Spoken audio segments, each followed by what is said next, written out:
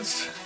It's Jake from Mini Terrain Domain, and this is MTD&D's Bastards of Bastion, and this is episode 3, Moonfall. Now, it's been a minute since we've been on stream. It's been 2 weeks full of minutes, to be precise, but I know you have been missing us. We are tonight missing one player, Dwight, who plays Fenris, but we've worked that into the story. If you're new or you just need a refresher, Bastards of Bastion is a Harbinger, dark science fantasy, D&D 5e campaign setting from the wonderful creators at Absolute Tabletop. It is currently in playtest version 0.4. And you can go to harbingerrpg.com for more information. There's also a bit of a wiki there with some lore about the region. And so we're doing an 8-episode mini campaign set in the world of Harbinger. And before we get started, I would like to welcome back 3 of my 4 amazing players. And I'm going to have each of them real quick introduce themselves, tell you where they can be found on the internets, and remind us all who you are playing. And we're going to start with you, Chad. I'm Chad Smith. Twitter's down here. You can find me on YouTube with just my first and last name, mostly just playing games so far. And then Twitch on Sunday nights, I guess, here. And I'm playing Orion. He is wanted definitely for, he was incarcerated for arson, and he's awaiting trial also for potential murders. And he's finally gotten his powers back after not having them for 4 months, so he's very excited to utilize them. And I don't know, I guess that's it. And all right, next up is Megan. Hey everyone, I'm Megan. I am one half of the Dice on Ice YouTube channel. Right now, we are going to be releasing our setting book, The Ravaged Wasteland of Cryfoth, at the end of the month, and so you'll be able to find that on DriveThruRPG. So look forward to that. And I'm playing Cursed Soriano, a Mancer. Very excited to get back into this game. And I just real quick want to add an additional plug for the Savage Wasteland of Cryfoth. Regulars to the channel here may recognize that name because Marquise mastered a 7-episode miniseries in this time slot prior to this campaign with Megan and Connor, the creators of the setting. And it's just an amazing, really savage tiefling and demons and just desolation. If that's your jam, you need to check out Cryfoth. And last but certainly not least, Alexa. Hey everyone, I'm Alexa. I play story-based games on Twitch, currently going through Dark Souls, but I'm almost done with it. I'm playing Queen Geliani, a trader, former soldier who is not looking forward to what's going to happen this episode. Harbinger, she's not a fan of Harbinger. And we'll see what happens on today's episode. Hopefully she survives, but we'll find out. And our missing man tonight is Dwight Wade, playing Fenris Demidar, a trader. His Twitter handle is also down there on his little overlay section, Big Bearded Nerd. I thought I saw his name. He might be lurking a little bit tonight. I know he's doing some traveling. So maybe he's listening in because he wants to know the fate of Fenris in tonight's session. I believe, if I'm not mistaken, last time, Chad, you did the recap. So I want to first give Megan or Alexa an opportunity for a point of inspiration to recap the last 2 sessions. Would either of you like to take a stab at it? Don't both of you fight over it. You don't have to. It's been 2 weeks since we played. I'm gonna try, I guess. All right. A stab is the right That description for it. a stab is a good description, and you'll still get the point of inspiration. So we kind of crash landed on Harbinger as we were returning from our prison duty, I guess. I mean, mining duty. And we crash landed on Harbinger, where we had an encounter with a combat encounter with our former guards, now turned abominations.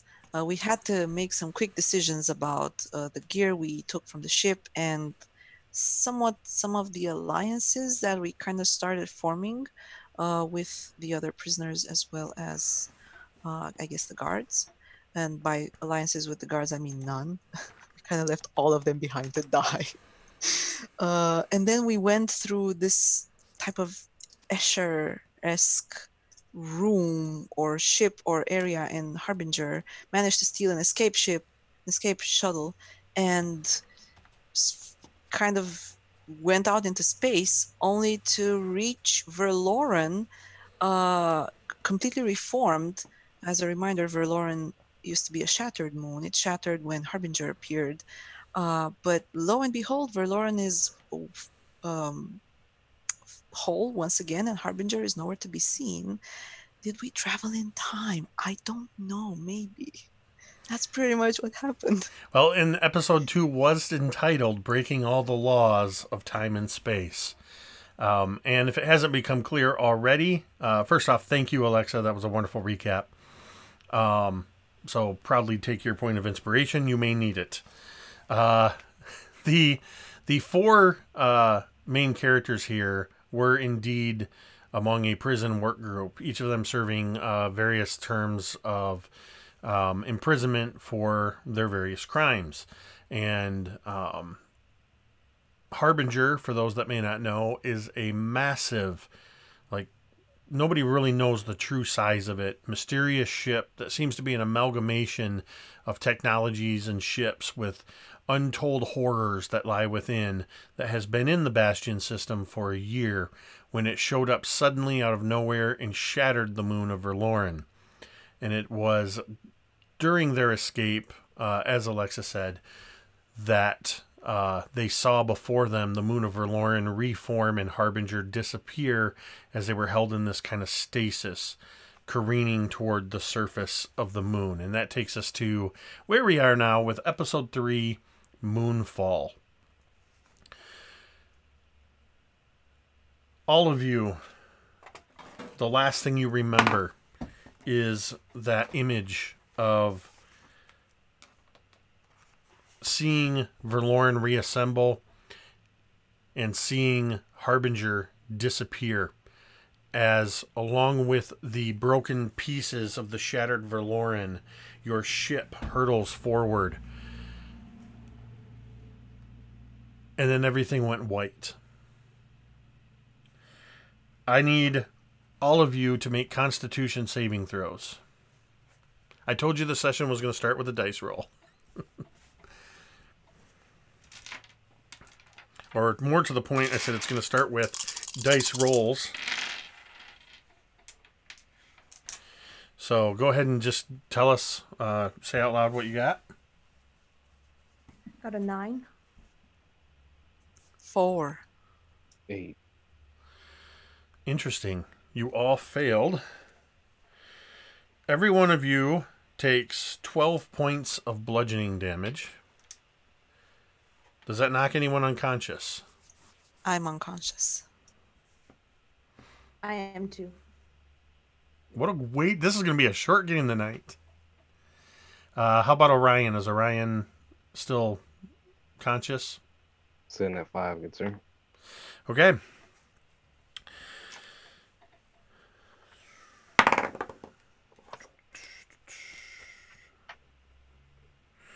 I'm just going to make a quick determination here.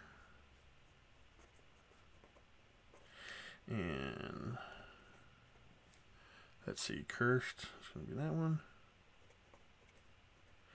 And Orion, you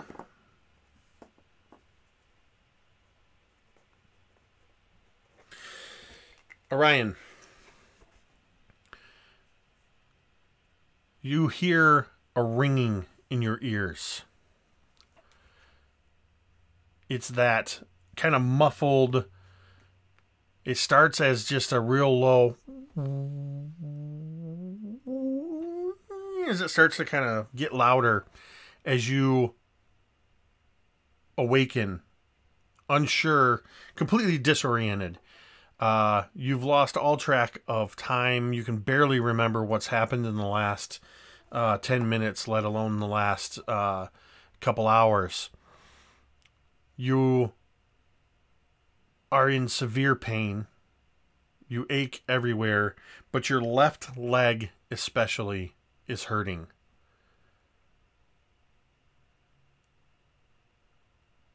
What do you do? He would probably want to inspect whatever condition his left leg is in, since it's seems the most important. So he probably would wake up with a scream of pain, which I won't do to save your ears. And he would look down and probably grab at and see if it's crushed or if anything's still on top of it or what.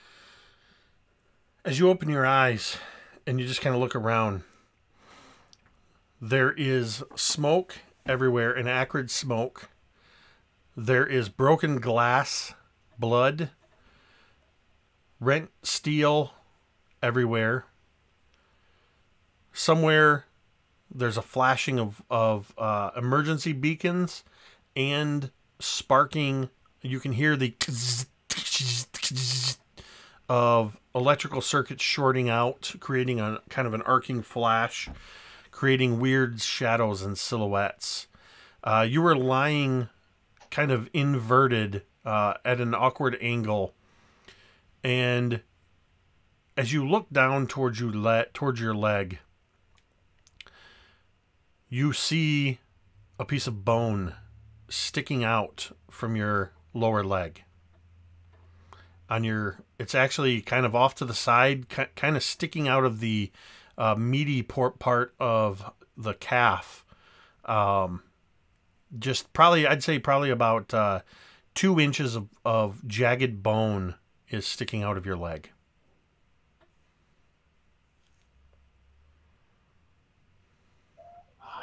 Man, he would definitely still probably be in shock at first and queasy, and then he would try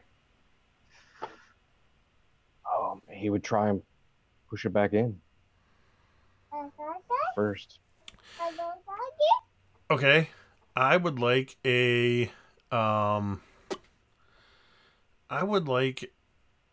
first a strength check at disadvantage.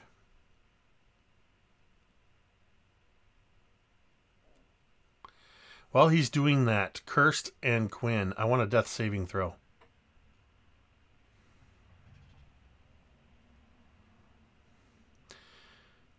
All right, so we got there, Orion, for strength. 6 after disadvantage. The pain is intense as you grab this piece of bone, thinking to push it in. Make a Constitution saving throw. At disadvantage. Oh no. 8.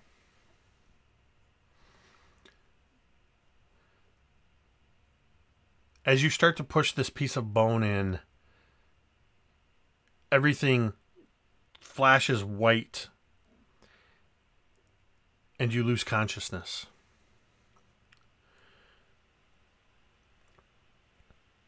Boy, talk about juxtaposition. Megan critically failed her death saving throw while Alexa critically succeeded. Which I'm trying to remember, isn't that a critical success isn't just 2 successes, it's a pop-up with a hit point, isn't it? I thought so, yeah. You know what? I'm going to stick with that instead of wasting time looking at it, because I'm fairly certain that's what it is. So, first, Cursed. You're in your life is slipping away. You have no memory of the crash. You have no memory of the circumstances that put you in this ship. You have no memory of your incarceration. What is going through Kirst's mind right now that would be a memory from before 11 months ago when you were arrested and sent to prison? I would think this was a memory that she would have a lot. And it was when her and her husband were standing on this veranda overlooking just the city and the sky above. It was a night sky and there were stars everywhere. And this was the night before the biggest heist that they would ever undertake. And this is usually when they are nervous, but also at their most euphoric, in that they are just looking forward to what they're going to do with the money once they get it. And this is when Kirst's husband tells her about the life that they're going to live, about the house they're going to get, about how they're going to live without another care. She knows that this is never the case. She knows that within a few months, they'll both get that itch again to get more. But for now, it's a nice thought to be able to just stop everything, just to live just a normal life. And I think she would just be in that state of happiness, contentment, of looking forward to the future. And as your husband is telling you all of this, and even though you know he believes it, and you know that it's not going to quite work out that way, you're just looking to him, maybe smiling and nodding, but you're not feeling that euphoric feeling that you normally feel is suddenly tinged with anxiety. Something feels wrong. Something feels off. And though he continues speaking to you,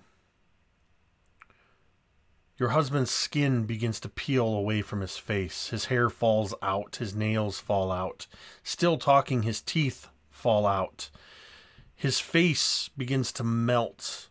Still talking this whole time, until for a moment, all that's there is a skeleton before the bones crumble to dust and blow away.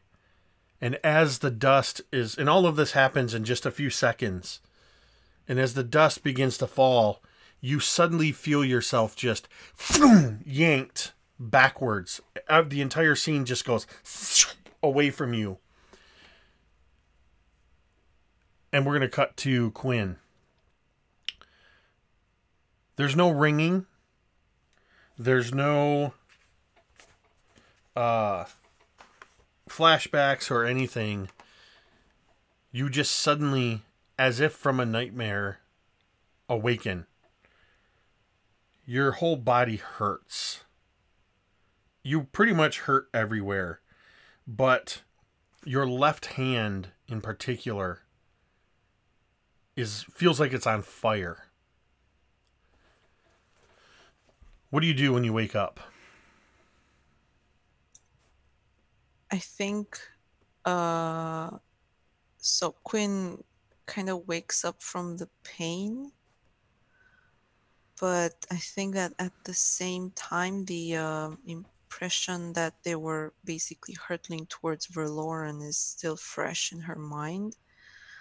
And I think she's gonna, at this moment of waking up when things are still confusing and unclear, I think she's pretty much kind of confusing the two situations, the current situation and the past event, the previous crash into Verloren. And for a moment, they kind of blur together, and she kind of looks around to see her squad, to see her mission. She kind of half expects to find the familiar faces of her companions, but then is greeted by a different sight entirely. So what does she see currently other than, I mean, she kind of takes a look around, starting with her arm, but then her companions as well. I'm assuming we're kind of in a tight space. You were all unstrapped, and you had all kind of, as the ship suddenly jolted, you had all kind of gone airborne within the cabin of this escape ship. And you had gotten slammed into yourself. You had gotten slammed into the steering yoke of the ship. You see pretty much the same thing as I described for Orion: the arcing wires and the shattered glass. You up near the front of the ship, you see that the entire viewport is destroyed. You see very green leaves and branches protruding into the vessel. You see very bright violet flowers kind of pushing in from wherever the ship crashed. It's apparent that very verdant jungle is where the ship now lies. Whether on the ground or in the trees, you don't know. But the foliage is kind of pressing into the ship. You can hear the of the arcing. You look off to the side as you just kind of, as you're casting around looking for expecting to see your familiar crew. You see kind of on the floor where Orion and Kirst had kind of all collided. And we're lying kind of in a heap down there. Kirst is completely unconscious. Oh. All my books just fell. I had them sitting on a little stand on the side. It just scared me. I think that's just some crates just falling off post-crash. Some more, yeah, a piece of the bulkhead just crumbled and collapsed. And you can see that as you kind of glance around, you see Orion lying there. You can actually see the bone sticking out of his leg. You see jumbled in a heap next to him, Kirst, unconscious, and her right leg is bent at an awkward angle. It almost looks like, well, you can't tell at this point. It doesn't look right. There's no sign of Fenris, nor is there any sign of Trinity, who was with you, the one of the other prisoners, the hacker, known as the White Rabbit. There's no sign of her either. As you turn your head around, though, you see that when you got slammed against the steering yoke of the ship, you must have put your hand out to brace yourself. And as the front of the ship collapsed, part of the control panel, the steel frame of it, crumpled, and your hand is crushed inside the frame of the console, and you are pinned. Okay, so Quinn's first thought would be, not again. Not again. This time it's going to be different. This time there's a chance that things will be different, a chance at maybe redemption.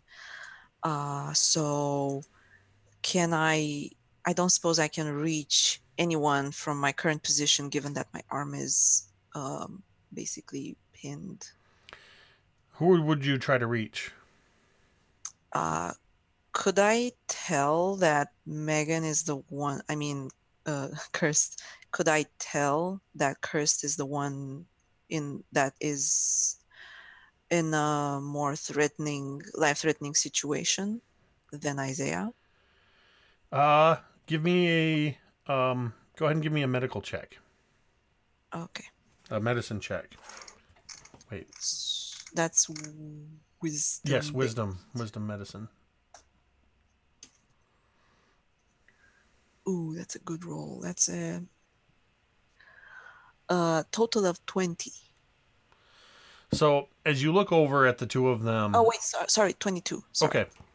So as you look over at the two of them, you're able to tell that Isaiah, both of them are unconscious.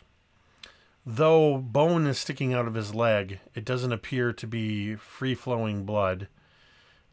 Cursed has some lacerations on her face, the leg that's twisted at a weird angle, but you notice that her breathing is very shallow. Isaiah, though unconscious, seems to be breathing normally.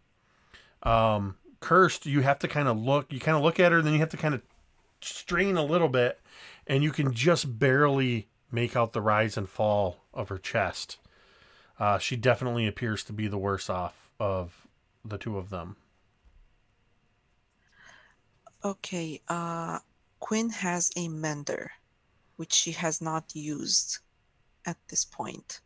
So could I pull out the mender from my tool belt, I guess, and kind of reach over and jam it into her thigh, let's say, and use up a charge? Would I be able to do that? Yes, it's a little bit of a strain. With your what did I say? It was your left hand is kind of pinned in this console. Yeah. And so it's a little bit of a strain to kind of twist your body around, and you have to you reach, and it's hurting right around the wrist and your forearm. You're actually pulling against the bulkhead, and you just feel that pain flaring up. But you are able to get the mender into Cursed's, who's kind of lying perpendicular to you. You're able to get it into the upper thigh and inject it. So I'll have you go ahead and roll the healing for that.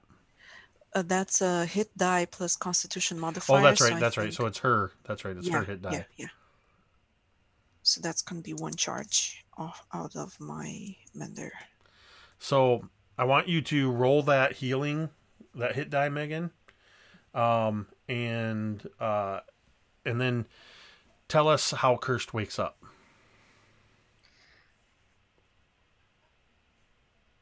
I can just imagine that Cursed is floating.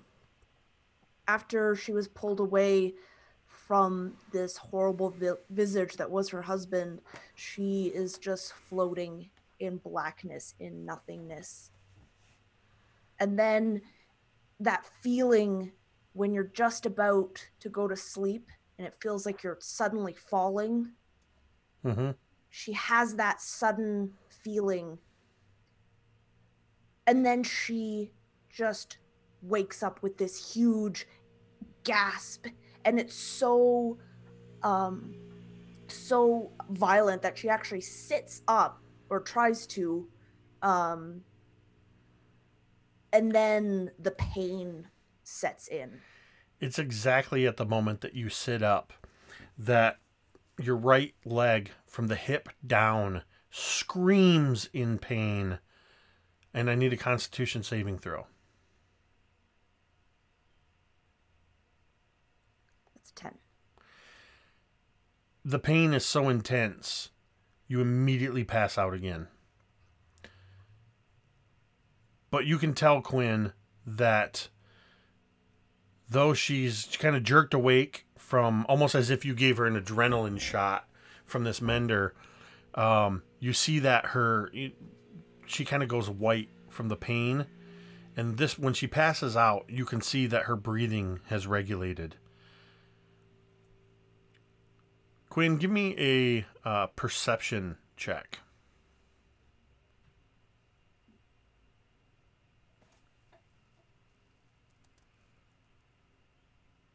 8. All right. I need a Constitution saving throw from Orion.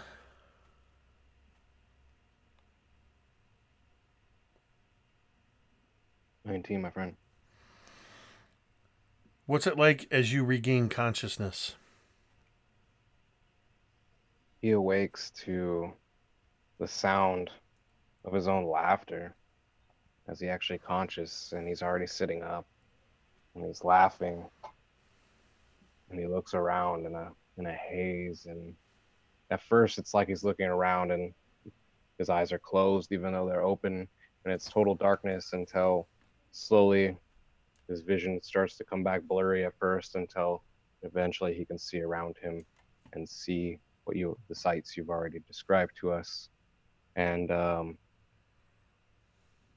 he would look over, and I believe Quinn is conscious at this time, right? Quinn is conscious, yes. And Quinn, you would see him and hear him as he comes to. Yeah, Quinn would have, after injecting Cursed, she would have basically fallen back on her back, kind of trying to stifle the gasp of pain as she pulled on the pinned arm. She's kind of basically taking a moment now to regain enough strength to jam the mender into her own arm now. So that's basically what you're seeing. She's kind of lying on the wrecked floor, taking deep breaths to kind of take control of the pain. How far away is she? Probably about 4 or 5 feet from you.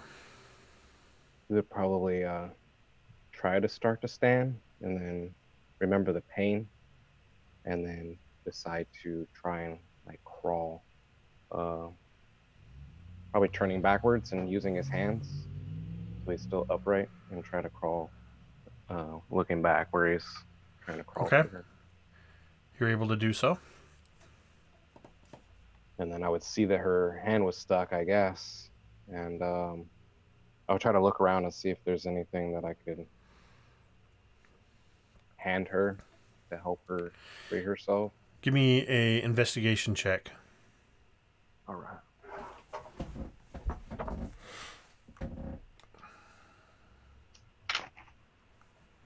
So that's not good. 13. You're kind of looking around, and it's a little difficult because you're looking with eyes that are used to looking at a ship that's intact. Like you would be looking for a tool, a tanker bar, pry bar kind of thing, something like that you would be able to use, but your eyes are just roaming around because all you're seeing is bent and broken steel. And that's when you kind of put your hand on something that shifts. And it's a piece of framework from one of the bulkheads. It's about 3 feet long. It's slightly bent. It's sharp on one end, and it's made of steel. Probably about, it's almost like an angle iron. And it's probably about 2.5, 3 inches of width, and probably 1/4 inch steel. We would cough up a little bit and trying to get this to her, and can you use this better than you can fly?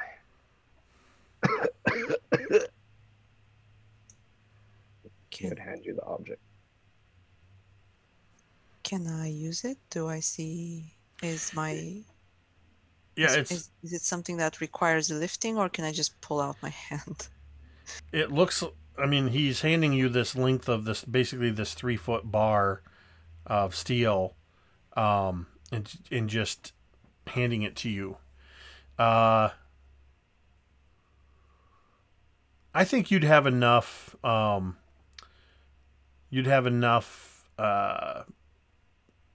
experience or knowledge to kind of think that maybe this is something you could use as as a pry bar to maybe pry apart the sections of bent steel with your good hand.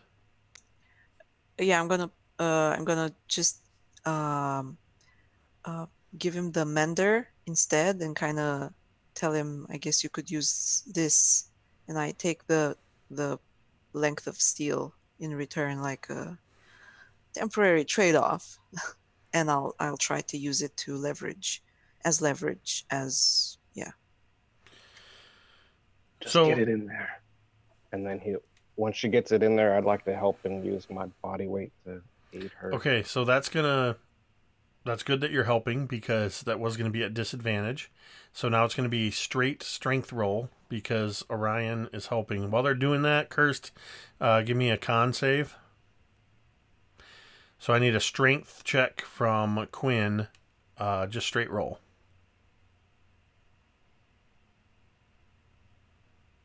Got a 2. 19 for strength. Oh wait, you said check. Sorry. No, yeah. It's a check. So you'd add your strength That's modifier to it. 18. Okay. That's enough. As you're pushing down on it with your good hand, you kind of find a spot to get it in there.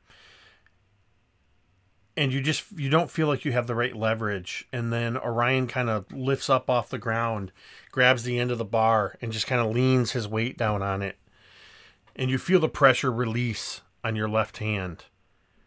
And you're able to slide it out from between. It's a tight fit, and you actually rip some of the skin off your knuckles as you pull out from between. Your hand, 2 of your fingers are very clearly pointing the wrong way. It feels like your entire left hand is broken. It's kind of like that scene in Blade Runner when Roy broke Decker's fingers through the wall. They're like, your pinky and your ring finger are at odd angles. And then the whole middle section of your hand feels like it could be shattered. I kind of nod my thanks to Isaiah. I kind of reach for the mender and I stab my left arm with the mender, and I tell him, I think I'm gonna need this if I'm to straighten these out. And I'm gonna shoot 1 charge of healing, and then maybe try and put the fingers back in place. So while you're taking care of the healing, Cursed, I want an Astra check. And I want it at advantage.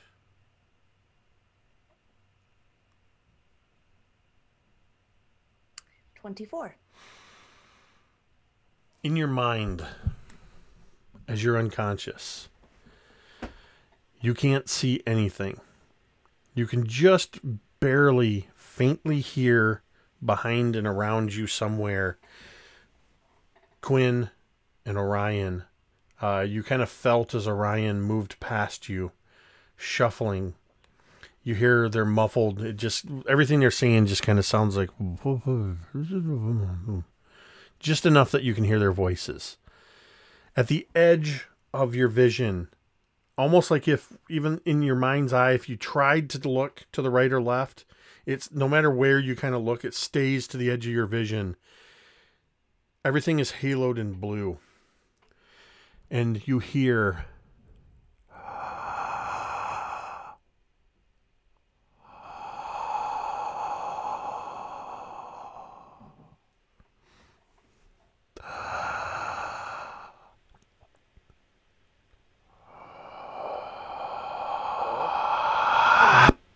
and as it cuts, you awaken. And I want you to roll 2 hit dice and add your con modifier. Quinn and Isaiah. Quinn, as you are injecting this and bracing yourself to try to straighten your fingers, your broken fingers. You see all around you. It actually almost seems to come up out of the floor, almost as if it's coming from underneath Cursed. Like a mist, a blue mist that seems to kind of go.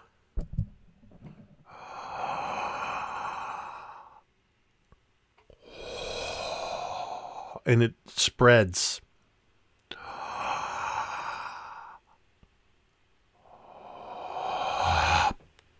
And it just kind of spreads over all of you.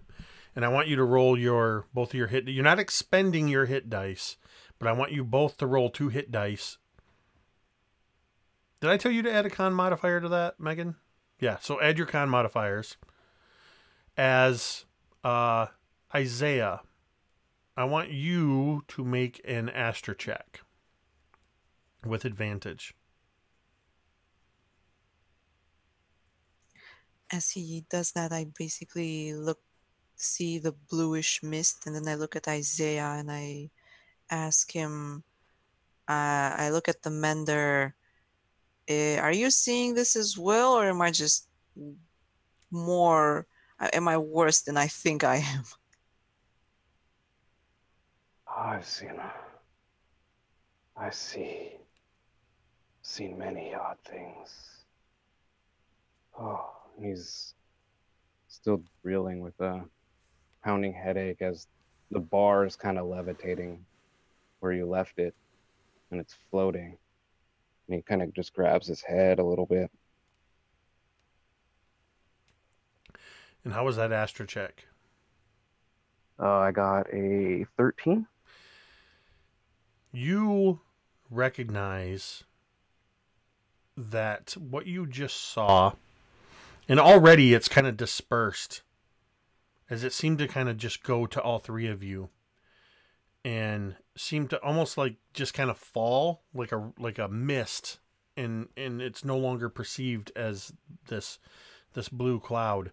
But you immediately recognize that what you just saw was natural, pure blue Astra. And Cursed suddenly sits up, conscious. And Quinn and Isaiah, give me a perception check.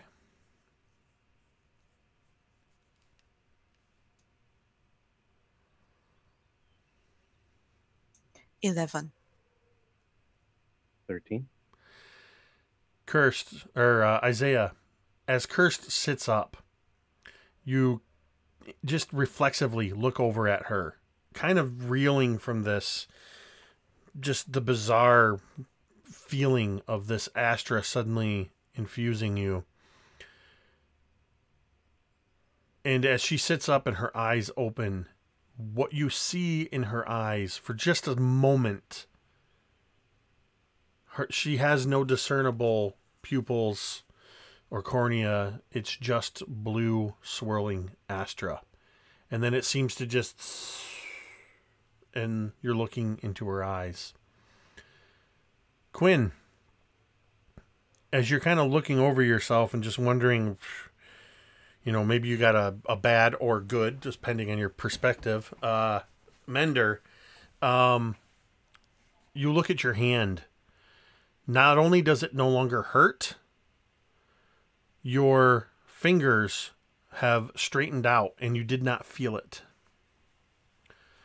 Isaiah, as you look down to where the bone was sticking out of your leg, you see as it moves the last couple centimeters and a 4-inch piece of shattered bone, jagged on both edges, falls to the deck next to your leg. Your leg feels fine. It looks as though someone else's bone was sticking in your leg. Cursed, you no longer ache as much as you did, except your right hip and leg, though no longer feeling as much on fire, it's still dislocated. So you're going to have to deal with that. So, given all of that, I'll turn it back over to you guys for reactions. As you sit up, you'd hear the clanking as the gravity shift held on to the bar that Quinn used to free her hand falls and clatters on the ground.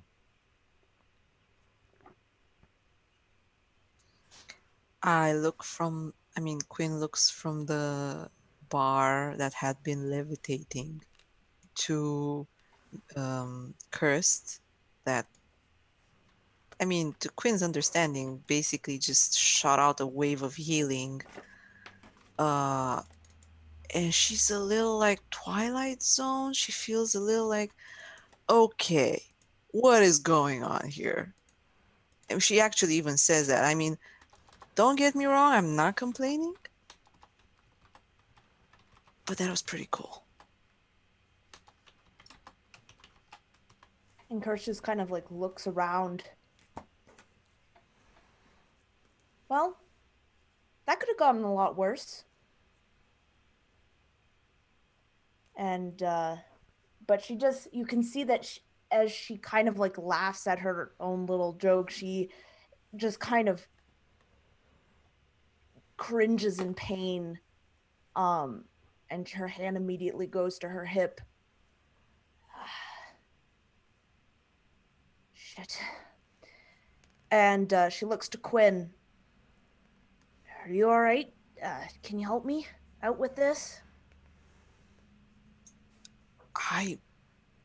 I'm feeling better than I thought I would given the circumstances. And Quinn just looks at her hand, just flexes the fingers, then says, sure, yeah, sure, just yeah, sure.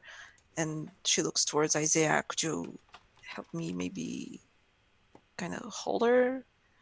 Because, I'm not sure did Quinn see you punch that guard at the start? I'm not sure if she did, though. I think she was on the bridge at the time. Yeah, I think you had kind of moved past them and were already dealing with the bridge. So you didn't see her shove the guard's nose into his brain. But it's kind of like, Isaiah, if you could help me? I glance at the leg. I see that it's fine, and I will try to set the bone. I'm gonna try and feel it first to kind of get my bearings and see what I'm dealing with, and then I'm gonna try and set the bone. There's no doubt about it. No medicine check needed. You can clearly see that her femur is dislocated at the hip. It doesn't appear that there's any break in the bone. Just through whatever happened, the way she landed, her leg was knocked out of socket. It needs to be manhandled into place. I will manhandle it. Click. Give me a strength check.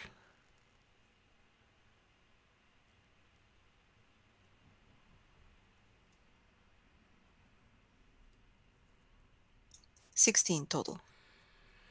Cursed, what does it feel like when your hip is put back into place where it was probably about 3 inches dislocated?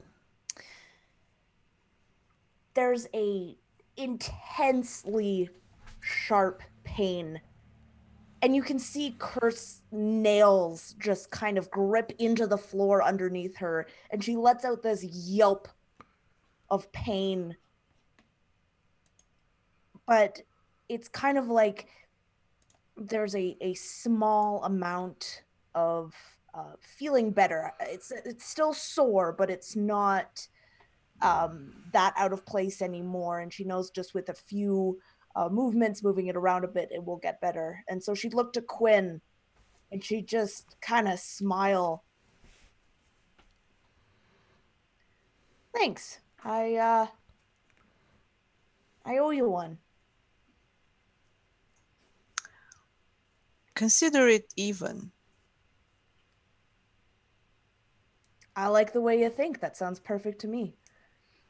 And she's going to try and stand, gingerly putting weight on her leg. You're able to do so. You would expect there to be residual pain in the joint, but there isn't. You actually feel really well. All of you feel very good, considering what you've been through and the condition your bodies were in just in the last few minutes. Everyone give me a perception check.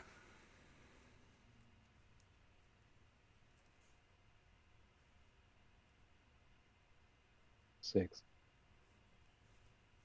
15. 22.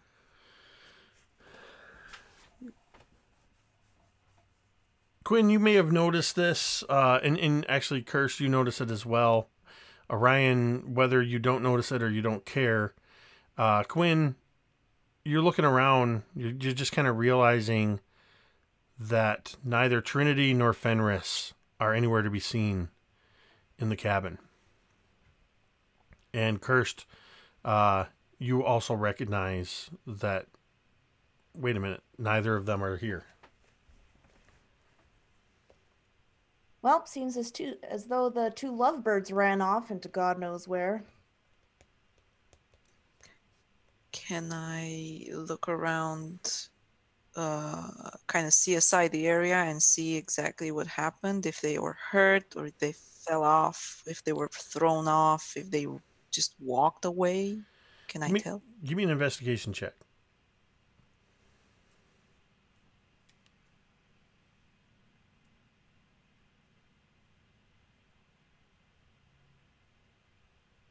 $17. You're kind of looking around, and as your eyes move around to where the jungle foliage is pushing in through what was the front view screen, you see the jagged glass where it's been broken in, and it's thick plasteel glass that was used for space flight. And you can see that all along the right side and part of the bottom is blood, and you see a little bit of torn blue, that kind of electric blue, like our nameplates here, that is the color of your scout suit,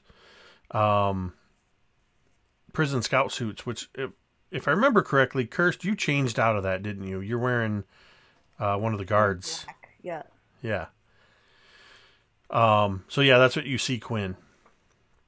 And as you're looking at this, you hear from outside the ship, you hear, "Help!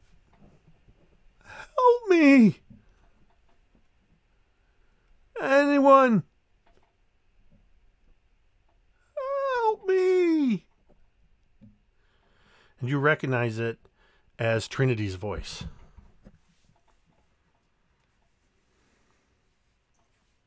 I turn to Isaiah and Kirst and I say, I don't think they disappeared by choice. As I kind of touch the blood that I was checking off the window, and I tell them that I can hear Trinity's voice coming from outside. Is this how landing always is for you?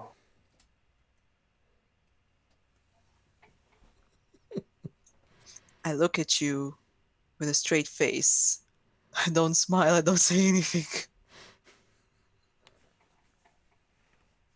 Next time I'll fly. Help! Help me! We should be careful. It might be a trap. We don't know. Someone should go out and look, though.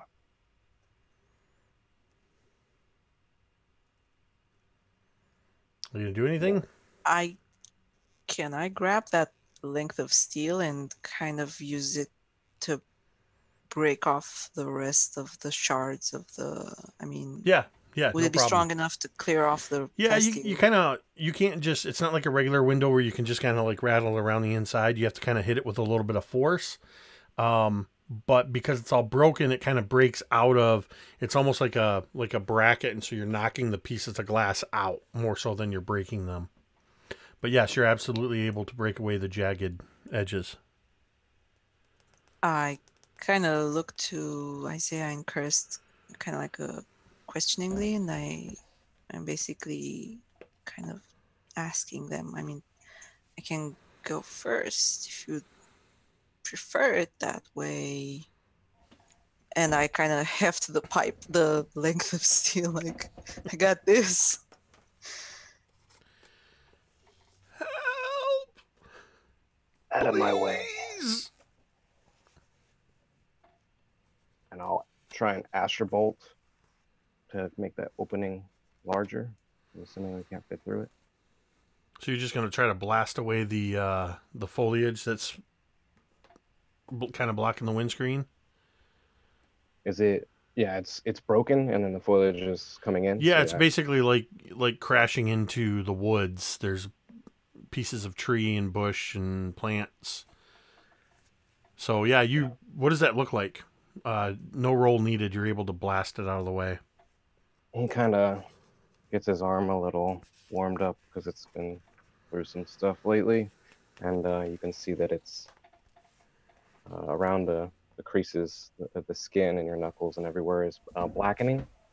Instead of bleeding, it seems to be black, and kind of rubs his hands together, and he throws forward the bolt of Astra to try to burn away the foliage, to maybe see if we can see out some more before we head straight up. You absolutely blast that out of the way. It just kind of clears away. A few like leaves, just burning remnants scatter. Some more kind of falls down. You now have a clear view, and you can see that you are on the jungle floor. You can see a few pieces of the ship actually scattered around and in front of the ship.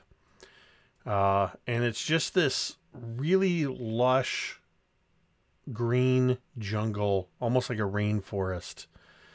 And there's very bright flowers all over the place. Very alien, too. And I think, Quinn, you would know that large portions of Verloren were known for this kind of verdant tropical landscape.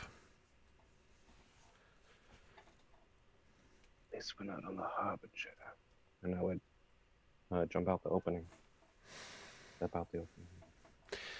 So yeah, as you hop out, you kind of end up on the crumpled front end of the ship, and you are able to slide just a few feet down. And normally, if a ship like this, though you're not familiar with exactly what ship this is, you would expect there to be a 6 to 8 foot drop from the nose down to the ground with landing gear.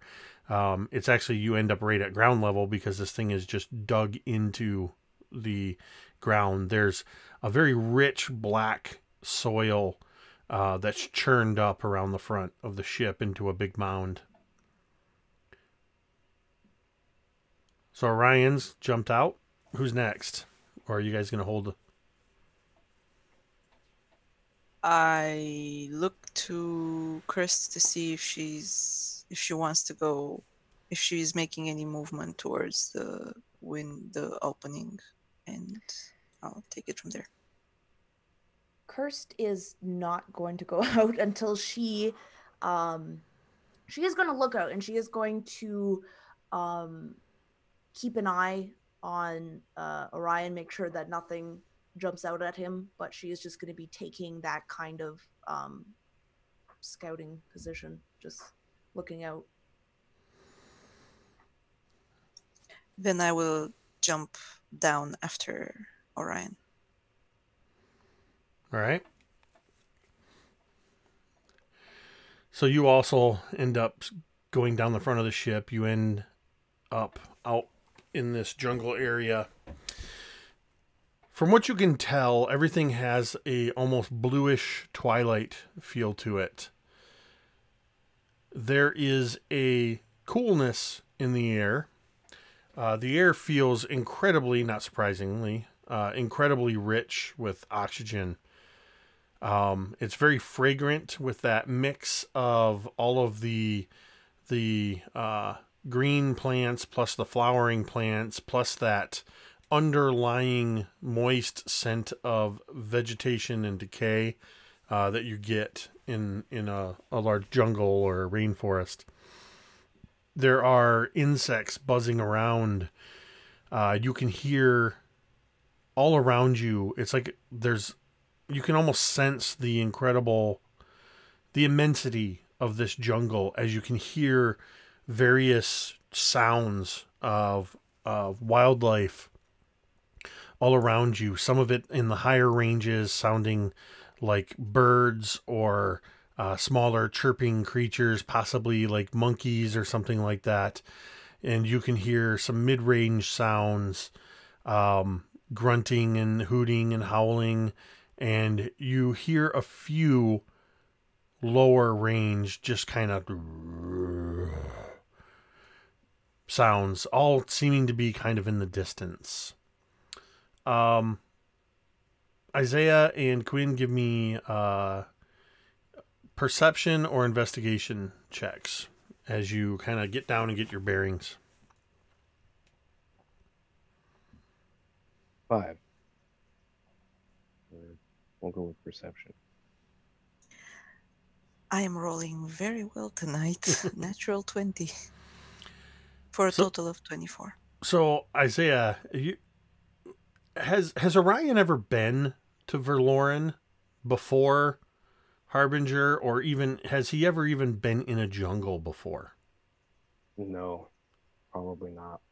So what's it like? You don't notice anything. You're just overwhelmed by what you're hearing and seeing. What's going through your head? He's taking a deep breath.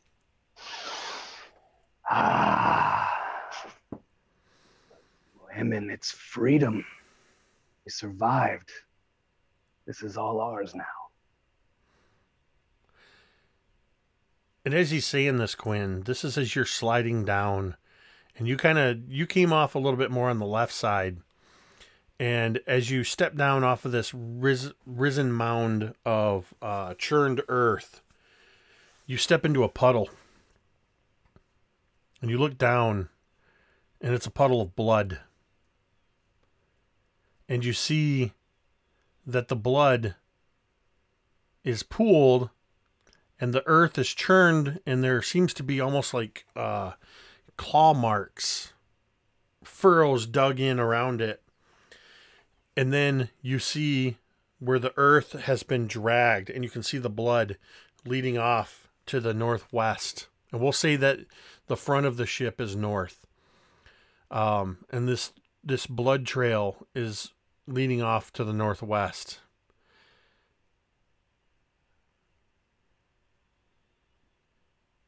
What are you going to do?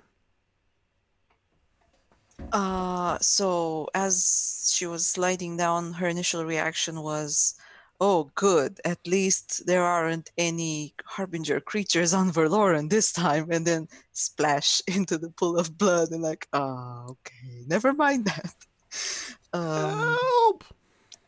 I will signal, I'm gonna try and catch Orion's attention, kind of point to the trail of blood and to the direction where and you it's all leading. can hear the voice now, and it's coming from the same direction in which the blood trail goes. Help me!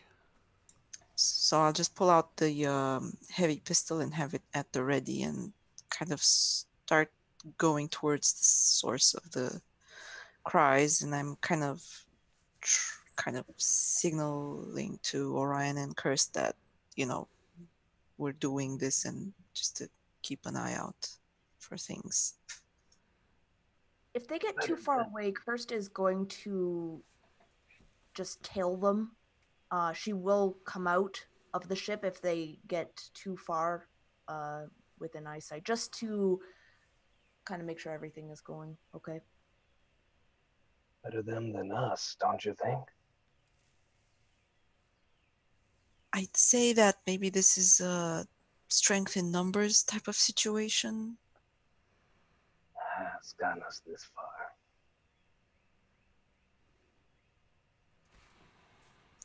I think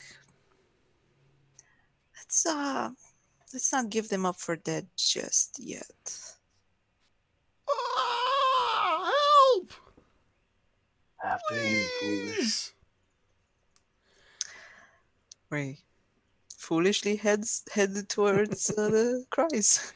Now, are you going to be moving aggressively, or are you going to be moving stealthily, or tactically, I should say? I think tactically. What about Orion?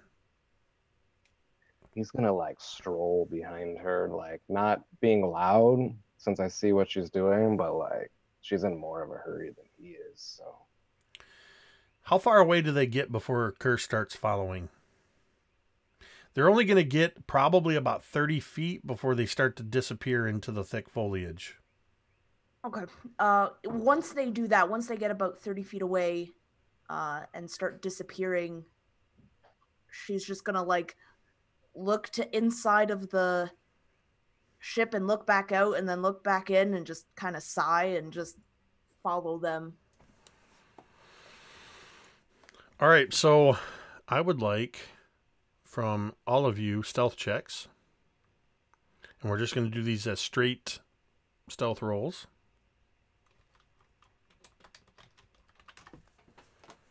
Eight.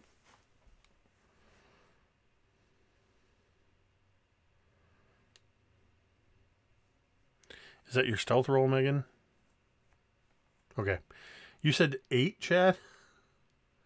All right, so Quinn is moving along, following the blood trail and the drag marks, moving tactically with the heavy blaster, and Orion's kind of moving along, and you're not familiar with this kind of landscape, and where Quinn is kind of just almost expertly moving out of the way and ducking under low-hanging branches and prickly bushes and stuff like that. You just kind of either grab them and shove them out of the way where they snap back.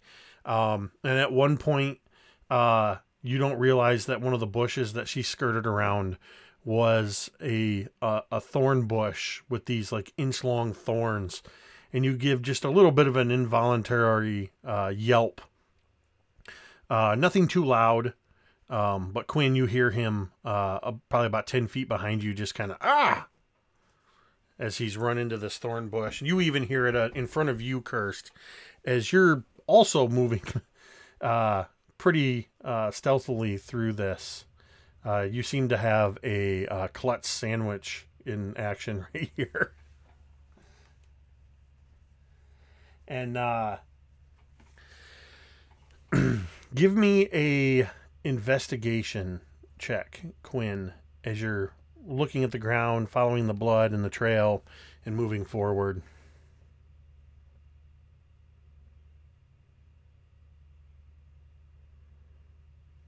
Nine. All right, Orion, also investigation check.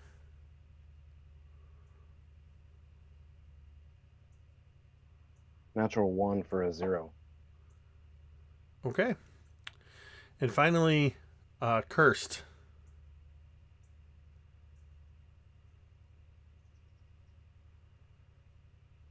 It's a 12. So, Quinn and Orion, you're kind of following this trail. And after probably about 100 feet or so, Quinn, the drag marks are gone. There's some more of those furrow marks. There's a little bit more pooled blood. But there's no sign of anyone here. Orion, you might as well be the Spaceballs guy searching the desert with the pick. Man, I ain't seen shit. Because you don't. Yeah, I think Orion is just looking around at all the everything. You're just so you've never seen anything like this, and but you still hear as you see this, Quinn. You hear, and it's almost hard to tell. It sounds closer, but it's hard to tell where it's coming from as you hear, "Please help me." And it's Trinity's voice. And Cursed, you're probably about 30 feet behind Orion.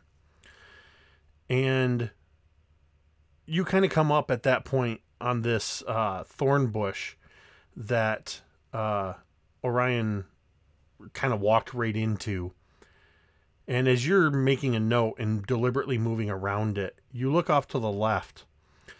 And this thorn bush is right next to a couple of thick, almost like banyan trees. They're these thick trunked trees that seem to kind of be an interweaving of vines. And something catches your eye on the other side of the bush. As you see all along the trunk of one of these trees, you see splatters and smears of blood. And as you kind of lean, you see the body of Trinity. Her entire midsection ripped open. A gaping cavity as if something has torn her apart and basically eaten her. Her throat is ripped out. Her eyes stare lifeless up in the air. Quinn, from somewhere nearby, you hear Trinity's voice. "Help me!" And then you hear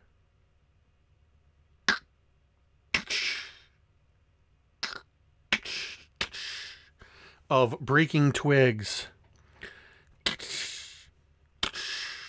And you can't tell where it's coming from. If this were a movie, this is the part where you're spinning around with your gun and the camera's moving in the opposite direction and you're looking everywhere. Cursed is just now seeing this body. Orion, you're kind of looking around and you're just now starting to hear that.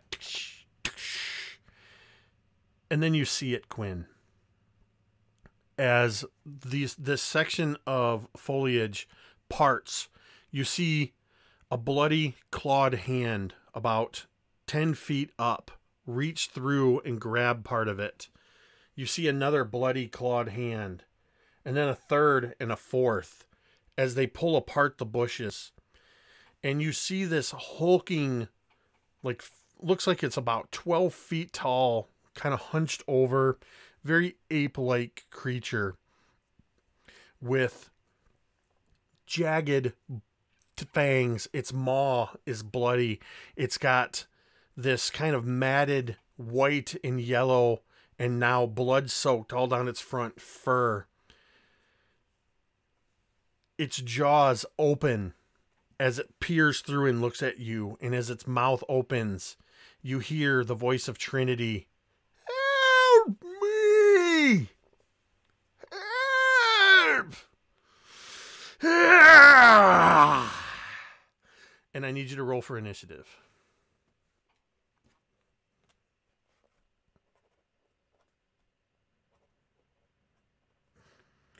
And I would also, before we get into initiative order, I would like to get Trinity and Orion's reaction as they see this thing.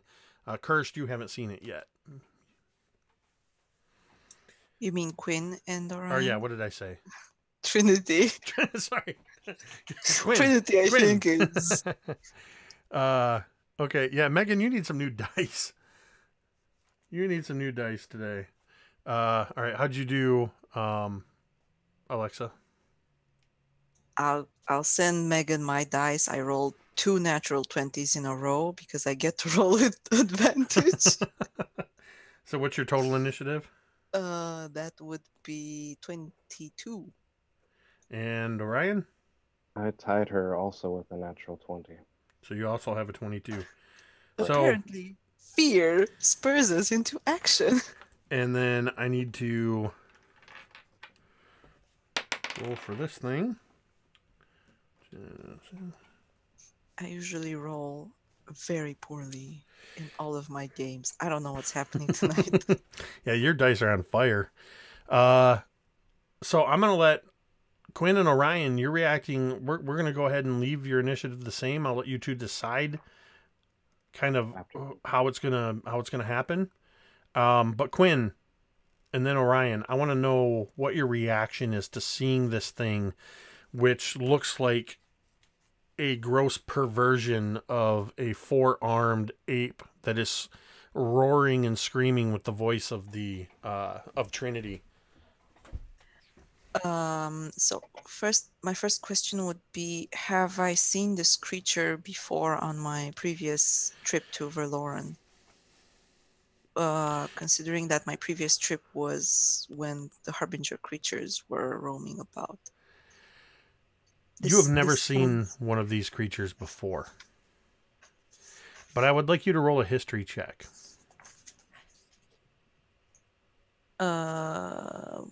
History it's 18. You got an 18? Yeah. You have never seen one of these before.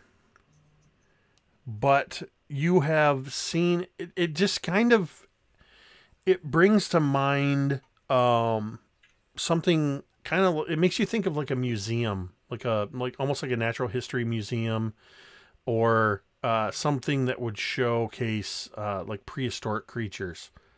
That's what you're seeing. It's not something you've ever seen living or heard of as a living creature. It's almost like a museum exhibit come to life. What about you, Orion? Oh, wait, I didn't give you a chance to react. You just asked if you'd seen it before. How does Quinn react to this thing? I am freaking out. I honestly, if I could, I'd shoot twice. Just like out of just, and I'm taking a few steps back, and I would basically say, just burn it, light it up. Well, and I mean, because you guys are basically working it, and it is your turn, you can go ahead and attack it if you wish. Yeah, I'm gonna roll while Chad kind of gives his first impression. All right, so she's gonna go ahead and roll her attack. What's Orion as you're suddenly pulled out of your nature hike to see this horror? He stares at it, and his initial reaction is shock, and he says, "What?" And he takes a step back. And he takes his last step back, and his expletive is drowned out by his plasma beam. All right, so how'd your attack go, Quinn? That's going to be a 12 to hit. And you're firing the heavy blaster? Yes. Almost not taking aim, just firing reflexively. A piece of tree over its shoulder shatters as the bolt hits it. As you miss this thing. And you're only level 2, so you only have the one attack, right? Yes. I can technically take an action surge, but I don't think I'm gonna do that right now. I mean, missing and because I'm not aiming sounds about right in this situation. All right, and then you're gonna go ahead and launch a plasma bolt at it. Orion, is that what you said? Did we reduce our fade in any way since we've started?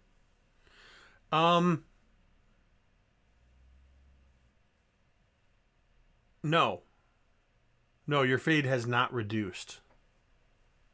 I'm still gonna do this. I'm gonna boost my plasma beam, so it will be a 30-foot cone, and I want to try to not get Gwen, but to get this monstrosity in front of me. Is that close enough, or do I need to move up to do that? You're close enough. You were close enough behind her that you would be able to do this. So that's a dexterity saving throw. Yes, sir. Yeah, and how does that push you over your Oh yeah. Fade limit. So let's see how this thing does. It's a jack die. It succeeds, so that should be, that's half damage, right? Yes. 48.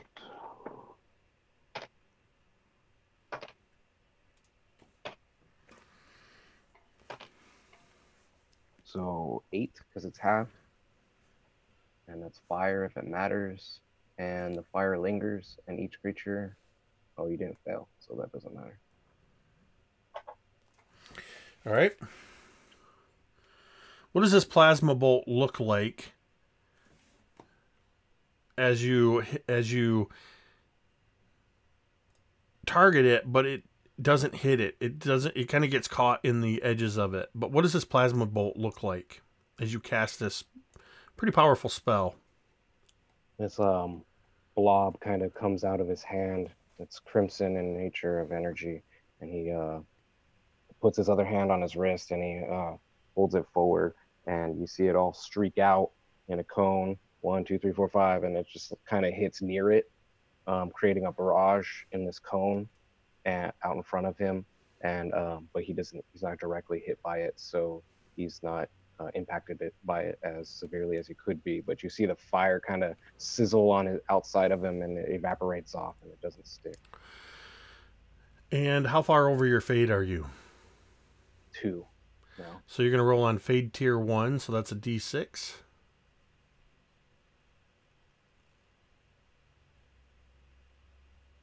Three.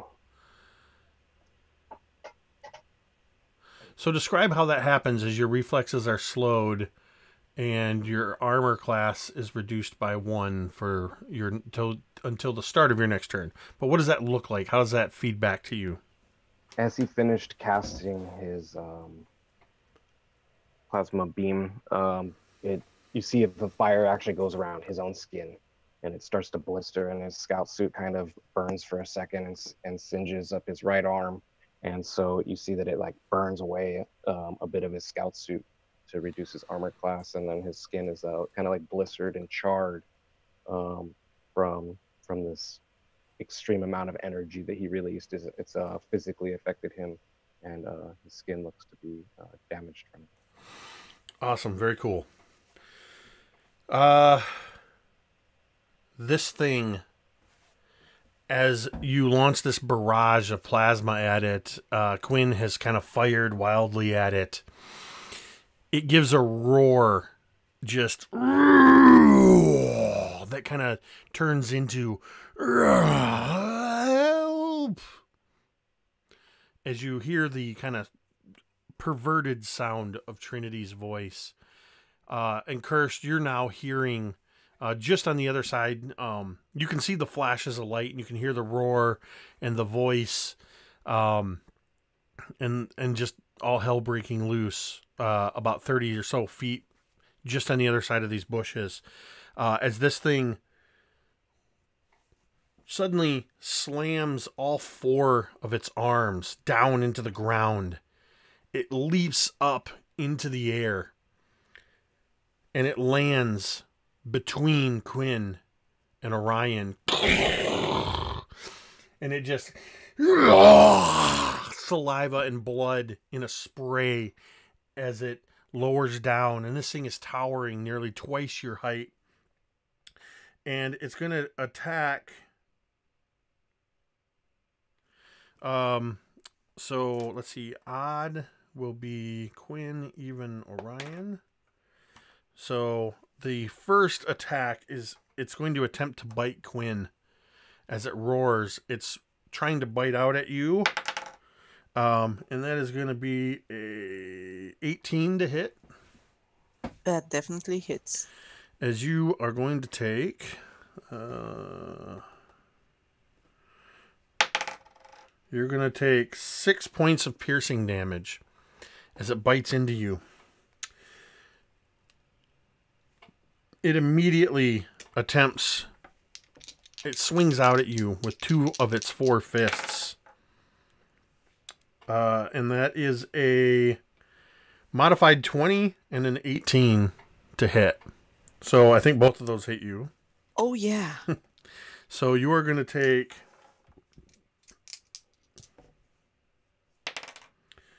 5 points of bludgeoning damage as you get just punched in the solar plexus from one of its lower arms. Solar plexus. Did I say that right? In my head, I said something totally wrong. And then you take another 9 points of slashing damage. So I think you've taken like a lot of damage. Are you still up? I'm down to 0 with that 9. That was exactly what you needed to bring me down. So this thing, Orion, you see as this thing lands, it bites into Quinn. And then it just quickly slash. And Quinn, you go flying with that slash. It sends you about 10 feet where you crash into a tree and slump to the ground unconscious. With its 2 remaining attacks, its 2 other fists are, whoops, those are D6s, are going for Orion. The first one is a 15 to hit. And you do have a -1 to your AC right now. And then a 9. So that second one's probably going to miss you, right? So you're only going to take the bludgeoning damage, which is going to be 6 points of bludgeoning damage, as it actually reels and backhands you, clobbering into you. You actually see, Cursed, you see this thing as suddenly it leaps into the air, and you see it land back almost out of sight. You can kind of see the top of its head just on the other side of these bushes. And then you see Quinn a moment later go flying through the air and crash into a tree. What are you going to do? First turns to begin to run away. But there's this pain in her chest that makes her stop.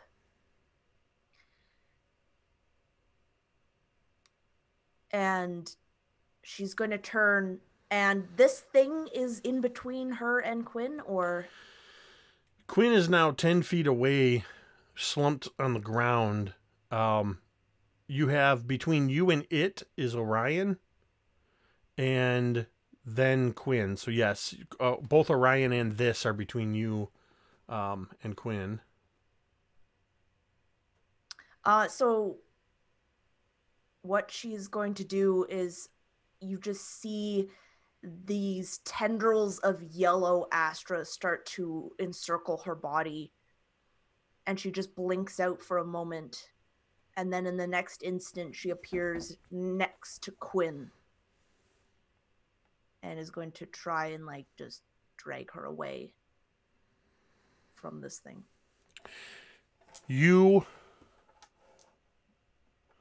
So you void slip? Yep. And you're a yellow Astra specialist? Yes. Is that the one that I'm trying to remember? What I'm trying to ask is, what's your Astra fade? Are you good? I'm at my limit, but okay. I'm still good. Okay. Mm-hmm. So you blink out, you pop into view, and it doesn't notice you. Its attention is on Orion right now. So you blink into view, and you're able to move at half your speed to drag Quinn. I'm not going to make you roll strength, but you're able to kind of grab her by her scout suit and start pulling her around. Where are you going to go? Where are you going to go? Just away further into the foliage, hoping to hide, to use the foliage as a way to hide from this thing. You're able to do so as you kind of pull her around behind the other side of this tree and get on the other side of a bush. Almost like you're almost like in this hollow between some bushes, sheltered from high angle view of this thing. Is that the end of your turn then? Yeah, and then she is just going to get ready for on her next turn to use her mender. All right, Quinn, I need a death saving throw from you. You guys didn't think you'd be making so many death saves in the third session, did you? That's a fail with a 9. All right. and there's kind of like a sputter, though she's unconscious. There's almost like an involuntary cough as Quinn coughs up blood, and she's got a slash mark across her chest where her scout chute is ripped, and she's bleeding. And she's got in her shoulder where you can see the teeth marks in the suit where the thing bit her, and she's bleeding out of the wounds from that as well, as her body kind of shudders and spasms for a moment. Orion, this thing is right in front of you. It's just it just backhanded. It just slapped you upside the head. So I'm already locked in 5 feet. So I'm gonna just reach out and try and let's just Astral Bolt it. But I'm gonna. I think I have to. Do I have to? I don't know when I get to push it, before or after. I think since I'm using it now, I'm gonna. No, for now I'm just gonna do it unpushed, unboost. So just an Astral Bolt for a 15. It's going to be at disadvantage because you're within 5 feet and it's a ranged attack. Okay. So 13. You hit it. All right. 8 damage. As there's a just kind of like a just close range, just and all around. Cursed, you can kind of see from that area. You can hear that with the Astral Bolt, and you know this sound. You know Astral manipulation, and there's just that kind of red glow as he strikes this thing, and it's going to retaliate as it's going to take all 5 of its attacks against you, Orion. I was going to see how that looked and see if I use my movement to... Oh, yeah. You still have movement, and if you have any other bonus... Sorry, yeah. No worries. How did that look? 8 damage. It was a solid hit. You've singed its fur. It's taken the burns on its flesh, on its chest. But it still looks like it's got a lot of fight in it. Yeah, he's going to try and, even though he's going to take that attack of opportunity, he's going to try and get away from him, thinking that Astral Bolt would give him enough of a, I don't know, window of opportunity to try to get away. If there's something I could put between him and it, he would try to do that. As you move away from it, 2 of its fists reach out, and you just get out of the way as both fists slam into the tree next to you as it misses its opportunity attack. How far away are you going to move? Full? Going back the way you came, or what direction you want to go? Whatever puts trees in between or something in between. Yeah, so you don't have to move. Obviously, you don't have to move straight line distance. So you're going to kind of, you break away from it and you take off, darting between the trees. Your full movement? Yes, please. Excellent. It is, though nobody can directly see it, it kind of rises up and it gives this roar that turns into that as it's beating its chest with all 4 arms and roaring, and it looks around, casting about, and I'm going to do an investigation. I'm going to do perception. I want everybody to roll me a stealth check. Well, except for Quinn. You're not really making much noise. But Kirsten, Orion, go ahead and give me that stealth. 16. Right below you with 15. It's looking around, and it has no idea where you went. It kind of, you can hear it. No, none of you can see it, but you can hear it. It's roaring, interspersed with the pained cries, now slightly mangled, of Trinity's voice. Which, again, Kirsch, you're the only one that knows for sure that Trinity is dead. But it doesn't seem to be coming after anybody. So it's spending its turn, just kind of casting about. And you hear this sound of breaking wood, of limbs snapping. And it's your turn, Cursed. Kirst is going to put one hand over Quinn's mouth, and with the other, she is going to stab the mender into her arm and use it. I get 4 HP back. So go ahead and tell us what it's like as you wake up with Kirst's hand. You're lying more or less in Kirst's lap, with her hand over your mouth, shrouded in bushes, and you can hear this thing roaring somewhere nearby.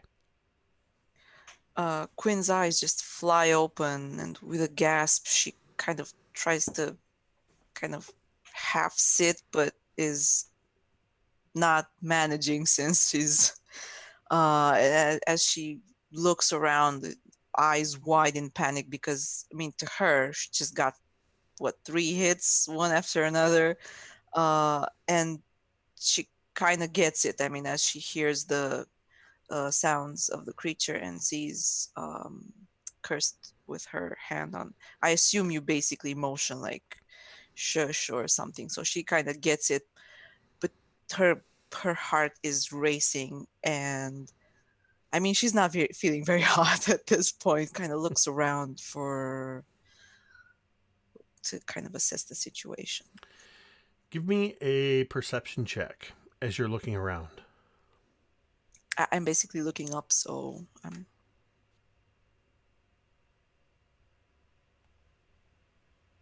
that's 12.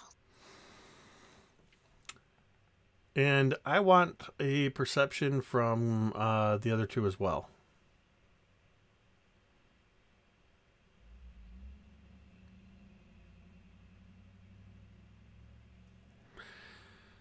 Megan's face doesn't look like she's happy with that roll yet again. 10 for me. Actually, wasn't bad. It's 18. I just couldn't find my perception. Oh, okay. So you this thing is roaring. You can hear the snapping of twigs, not twigs, branches, and Cursed, you know that it's branches, and you're actually able to pinpoint, from what you can hear, it sounds like this creature has climbed a tree in an attempt to try to find you, to get a higher vantage point. And upon hearing this, you're looking around, and you almost don't see it. Your eyes move past it. And then after you move past it, and it's a tree just outside of this bush, you're kind of looking through the bushes.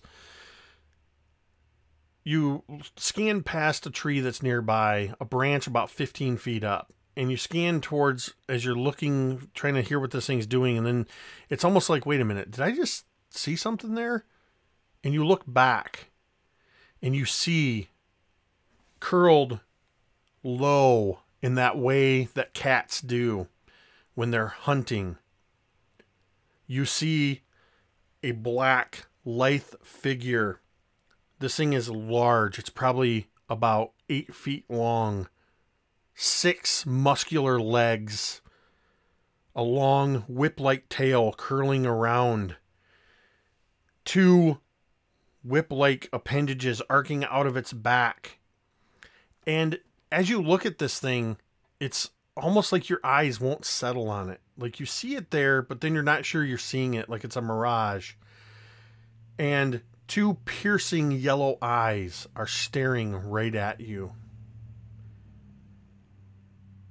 And then it looks away from you in the direction of this creature.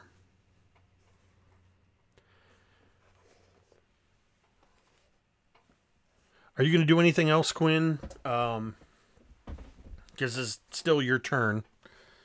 As you kind of just looked around as you came to. You don't see this. Yeah. Kirst is the only one that sees this thing. I basically use half my movement to get up, but by up I mean I'm basically crouching on one knee next to Kirst, and I'm looking around for Orion, because I don't know what happened to him. You have no idea where he is. There's nothing to indicate where he is. I basically whisper to Kirst. I'm basically speaking in her ear so that we don't make any unnecessary noise. I ask, "Have you seen Orion? He was right next to me." You see Kirst just like staring wide-eyed into the bush, just with this horrified expression. And without looking at you, you hear her just, shh, don't move, muscle. I don't. And I just look in the general direction that she's facing. Orion, what are you doing now that you've kind of seemed to have lost this thing? He would try and glean which way he came from to try to make it somewhat back to the ship, so that way if they ran away from the thing, maybe we'll meet up again. Otherwise, he's at least going to try and start heading back to the ship. So you're leaning against this tree, heart racing. I imagine it's almost like, because you've pushed yourself past your fade limit, it's almost like Astra is dripping off of your hand, where you took that fade, almost like blood. Red Astra is dripping. And you're just... And you turn into the direction that you think the ship is. And you turn, and you're looking right into the yellow eyes of this sleek black cat. Massive. It's comes up at its head. It seems like it's almost kind of raised up, looking you in the eye. But at its shoulders, it's almost 3/4 your height. These tendrils are kind of towering over you. Its tail whipping behind you. And you hear the deep, throaty... And you smell its hot, rancid breath as it leans back, and you just can see, almost hear, the cords of its muscles tense. And it leaps over you. Its tail brushing past you as it leaps over you. At the same time this is happening, Kirst, you see this large cat in the tree suddenly leap from its perch, and it leaps upward back in the direction of where you heard this thing coming from. Also at the same time, Quinn, you feel on the back of your neck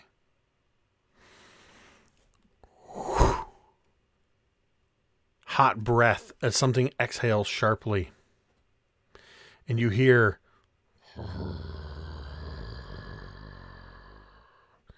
Do you turn around? I whip my head around. You are staring into the yellow eyes of a third one of these six-legged cats. It makes no move as it just stares at you, a low growl. You hear in the trees beyond, you hear a scuffle.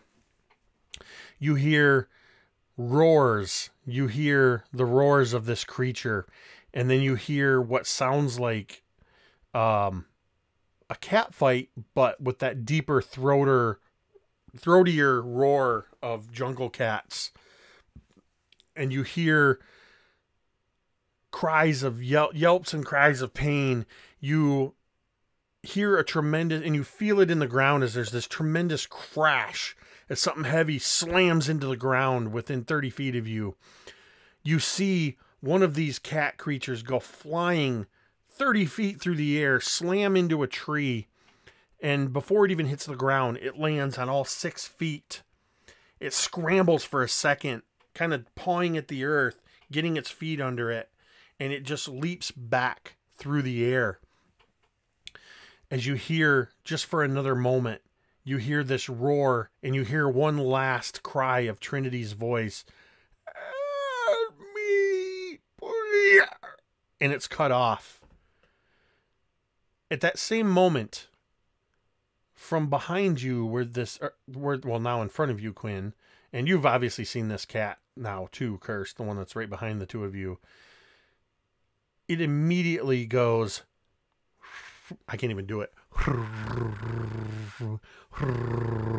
as it starts purring with a sound like a diesel swoop bike, just,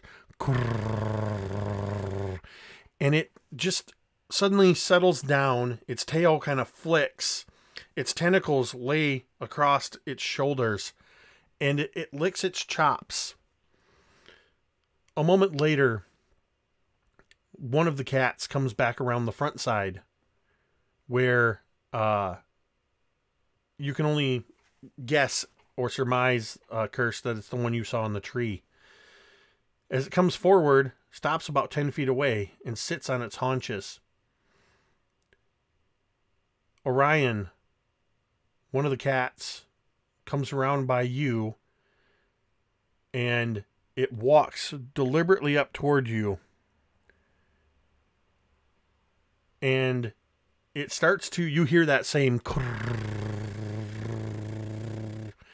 as it does that thing where cats, when they kind of press against your leg, but this is a massive jungle cat, and it's wrapping itself around you and pushing against you. What are you guys doing? How are you reacting to this? Let's stroke it with his non-astro bleeding arm. You notice as you reach out to touch it, you're having that, it's just almost like it's hard to look at. Like it's there, but it's not. And the first time you tried to stroke its head, you realize that you kind of reached out, almost as if your eyes were crossed. You reached out towards a phantom version of it, and you just move your hand 6 inches over, and you find the fur. And it just kind of gets a little bit louder. Everybody give me a perception check at disadvantage, because these things purring are very loud.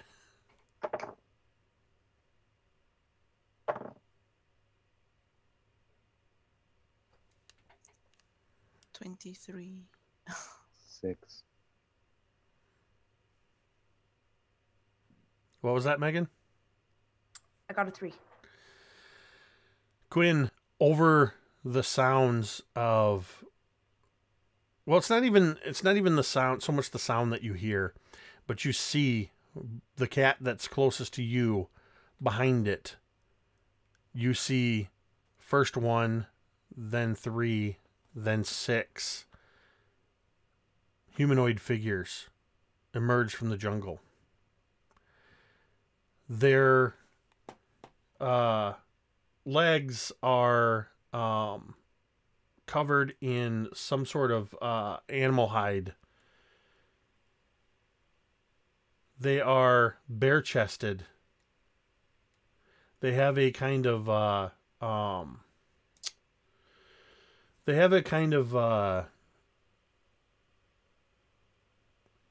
grayish greenish skin that has a almost leathery, worn look to it, of skin that's been out in the elements. And Orion, you see about a half a dozen come out near you. Same thing with the animal hide pants. They're all wielding spears and clubs. They have this greenish gray skin. All of them stand 7, 8, 9 feet in height. But the thing that stands out the most about them is their faces. They all have almost animal-like, almost ape-like faces with 3 eyes. As they look to your eyes like a primitive version of Skrugs. One comes flanked by 4. And it's actually Quinn and Kirst that can see this one. Actually, I think from where you are, Ryan, you would see him as well. They kind of, though you're in different locations, this figure comes out in a way that is visible by all of you. This figure is 10 feet tall, incredibly slender. His animal hide pants, and he wears a sort of hide cloak, almost like a trench coat, sort of like a primitive version of a trench coat, is adorned with brightly colored animal tails, like almost like fox tails, and like coon tails, that kind of thing. Feathers. He has some kind of mud or paint across his face in 3 markings. He also has 3 eyes. And as he approaches, he stops and he reaches out with first, from inside his cloak, 1 set of arms and then a second set of arms. As he turns and says, "Welcome, friends." And that's where we're going to end.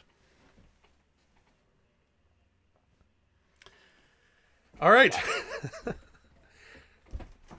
How do you guys feel about that one? This camping's a roller coaster. Rather tense. So, Orion, were you the only one that didn't have to make death saves this session? Today, so far, yeah. All of you were unconscious. Quinn, you had to make death saves twice. Yeah. So what do you guys think? I kind of want to hear just what your impression was, but I also want to hear your any theories you might have. We'll go with you, Alexa. What do you think about this one? So it was definitely a tense episode. I mean, we started with a reveal, with an unexpected reveal, and we ended with another unexpected reveal. So I guess we did travel in time, and we're kind of seeing the rise of the Skrugs. Maybe we get a chance to see, although I think we may be too far into the past to see how they became the creatures we know today, but maybe we can change the course of time and history. So, I mean, that's gonna be interesting. But it was definitely a tense episode for me as a player. Megan, what about you? Poor dice rolls aside, did you ever roll double digits? Maybe once or twice? I rolled 1 nat 20, but it was with like a perception check or something. It wasn't that. No, I loved it. I was certain that my character was going to die. So that was fun. Yeah, I'm thinking the same thing as Alexa, that we've gone back in time. That's what I think as well. So I'm interested to see what comes up next. And Chad. Oh man, this is exciting. I think that we are back in time, obviously, because Verloren somehow put itself back together. So I think we were watching Rewind, and I think that we rewinded really far back. and maybe there was like these Aborigine primitive type Skrgs that were here when the Harbinger hit, and that they didn't come with the Harbinger. They were already here and they get corrupted by it or something. I don't know. That's I'll add that little tidbit that I think that it's maybe they were already here, and that the Harbinger's collision might have made them what they are, or being inhabiting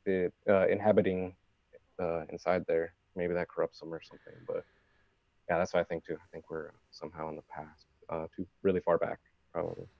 Interesting.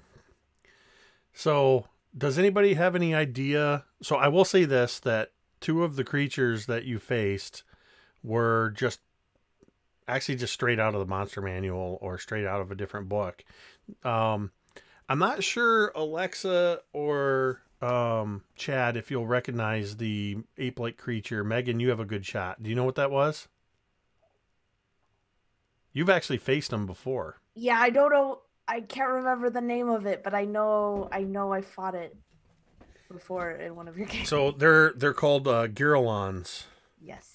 They appear both in Volos, and where Megan's faced them before is in Tomb of Annihilation in the jungles of Chult. There is in Volo. There's a picture. I just want to. But does anybody know the concept though, where it was screaming with Trinity's name, where that came from? I don't want to spoil it for anyone. So just the fact that you said that tells me you know where it came from. I read the chat. I read when she typed that. So. Oh, okay.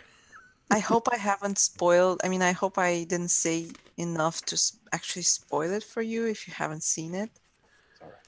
As soon as I saw that movie and I saw that happen, I said, I'm putting that in a D&D game. That was the freakiest thing in that movie. Yes. It is one of the freakiest things I have ever seen. And I will tell you, I did not know I was going to use it in this game until we were already started. I knew that Trinity was gone, but I wasn't sure what I was going to do with her exactly. So this is the Girolon. That's basically what you guys were fighting. And yes, they do get 5 attacks. And then I'm pretty sure everybody knows what the black cats were. That's a classic D&D monster right there, and one of my favorites. Displacer beasts. Yep, those are displacer beasts, but they seem to be companion animals to these aboriginal, as Chad said, kind of aboriginal Skrugs. I think it's not spoiling anything or any secret, especially with the title of the last episode, that yes, you guys have gone back in time. It's just a matter of figuring out how far back in time and what you're up against. So yeah, I'm glad everybody enjoyed it. I'm almost afraid to tell you how much of this session I shot from the hip on. Other than to say, this is my prep notes, which is a list of potential creatures for you to face off against. But that's the beauty of having dynamic players like this, that I can trust you guys to carry a scene and kind of help me to figure out what's going to happen next and make adjustments that make sense. I have the general idea of the story, but this is, even though it's an 8-session mini campaign, I'm still letting you guys drive the story. I have the loose threads. So we'll see what happens next week. You guys still don't know where Fenris is. In fact, as we're standing right now, though I'm sure Quinn and Orion can surmise that she's probably dead, you don't actually know that Trinity is dead. So yeah, I had a lot of fun with this kind of a game, especially when you start off making 2 of your players make death saving throws and one of them critically fails. You start to question your decisions right off the bat. But it's so awesome just to watch all of your faces and see your reactions, whether it's to the things I put before you or, in Megan's case, really shitty dice rolls. So, with that, I want to thank, of course, these three tonight, amazing players, for joining us, and I want to thank everybody that tuned into the chat. I'm going to set it up now before we head out, but I'm not going to hit the button yet. We'll see if it happens simultaneously again, like it did 2 weeks ago. We're going to raid Castle Mac. They're running I think they're running Curse of Strahd tonight. So I'll kick that off in a moment. But thank you to everybody that tuned in. We had a few people that stuck with us throughout the session. If you like what you're seeing, you can tune in on Sunday nights. What are you waving? I just hi to Oh, them. you're just saying goodbye? Just hi to the viewers. Okay. I thought you were trying to get my attention. No, not right now. You can tune in on Sunday nights to see the rest of the remaining episodes. Tuesday nights at 8 p.m. Eastern to see the remaining episodes of Bastards of Bastion, a Harbinger Dark Science Fantasy campaign using the Harbinger rule set from Absolute Tabletop. You can tune in on Monday nights. We return tomorrow to the Jungles of Chult at 8:30 Eastern with Megan, also with Mike the Piper, Marquise, and we will be without Drake, our Turtle Monk, tomorrow. And also I want to plug for the next, I think it's 3 more weeks, maybe 4, over on Wylock's crafting vids. Myself, the Crafting Muse, Dungeons and Glue Sticks, the Crafting Engineer, I think is what he goes by, and Wylock are playing the Seekers of Saloon. We're playing a D&D game over there. We're all crafters. Bill Wylock is DMing that. So thanks everybody for tuning in. And before we go, I'm going to give each of my players one more chance to say goodbye and plug whatever they want. So let's start with you, Alexa. Well, thank you everybody for tuning in and following our adventures. I'm glad I survived another evening. And you can catch me on Twitch and Twitter at Blue Alexa. And I'll see you next time. And Megan.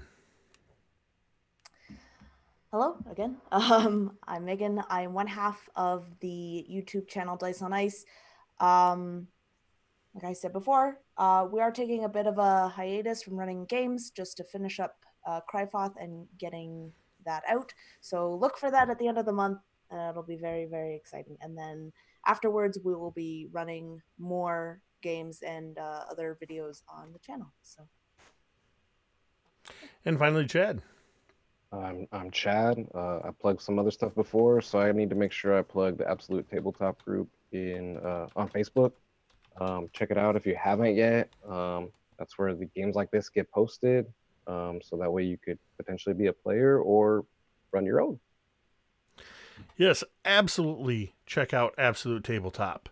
I run a majority of my games through there, so thank you everybody for tuning in. I am Jake from Mini Terrain Domain. Be sure to follow and use your subscription from Prime.